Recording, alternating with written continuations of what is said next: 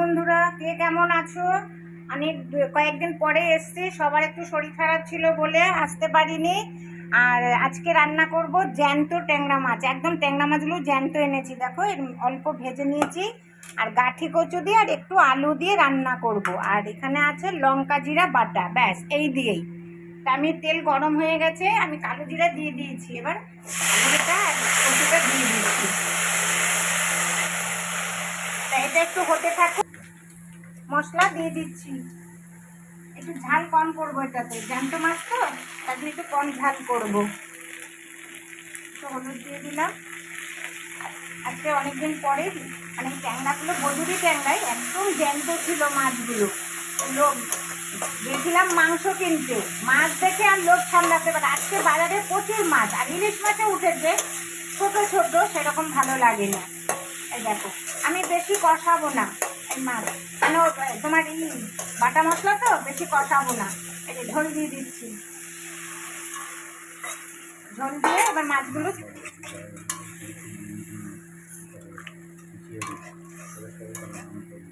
দেখো, এই মাছগুলো দিয়ে দিচ্ছি। মাছ দিয়ে এই বাটিটা ধুয়ে জল দেব। আমার আগে যখন মশলা বাটতাম, আমার ঠাকুমা বলতো এই পাটা ধোয়া বা হাত ধোয়া জলটা দে, কেন? তাহলে স্বাদ হয়, জানো তো। আচ্ছা, এটা আমাকে অনেকে কমেন্টস করো, বুলিদি বলে একজন আছে, তাকেও আমি বলছি তোমার কমেন্টসগুলো আমার খুব ভালো লাগে, আমার বাড়িতে আসো, একদিন খাওয়া দাওয়া করে যাও। হ্যাঁ, তোমাদের তোমাদের নেমন্তন্ন রইল। আরও অনেক আছে, আমি ঠিক নামগুলো বলতে পারছি না, তারা সবাই আসো একদিন আমার বাড়িতে। এসে যা ইচ্ছে হবে বলো আগের থেকে।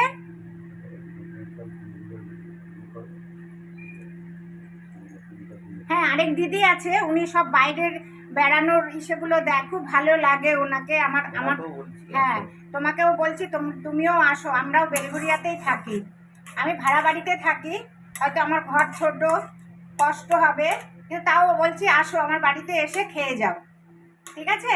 তা সবাইকেই বলছি, যারা যারা কমেন্টস আমাকে করো সবাইকেই বলছি, সব ভাই বোনদের বলছি, সব মাসিমা কাকু জেঠিমা সবাইকে বলছি আসো খেয়ে যাও, ঠিক আছে?